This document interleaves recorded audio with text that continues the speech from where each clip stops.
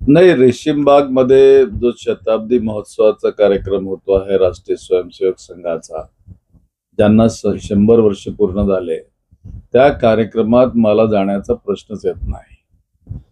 उरला प्रश्न त्यांनी निमंत्रण दिलं काय, तर होय त्यांनी मला निमंत्रण दिलं. मी त्यांचं मनापासून स्वागत केलं.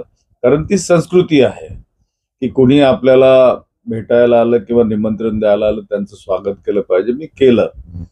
परंतु प्रश्न या ठिकाणी असा उद्भवतो, की मी का जावं? कारण ज्या राष्ट्रीय स्वयंसेवक संघानं भारतीय संविधानाला विरोध केला होता, ज्या राष्ट्रीय स्वयंसेवक संघानं तिरंगाचा झेंडा सुद्धा आपल्या संघभूमीच्या मुख्यालयामध्ये अनेक वर्ष लावलं नाही, ज्या लोकांनी बाबासाहेबांच्या विचारांना विरोध केला, एक चळवळीचा कार्यकर्ता म्हणून मी कसा जाऊ शकेल? मी तर दीक्षाभूमीचा कार्यकर्ता आहे, जयभीमचा कार्यकर्ता आहे, संघभूमीचा नाही. आणि ही आमची लढाई जी आहे ते संघभूमी वर्सेस दीक्षाभूमी लढाई आहे.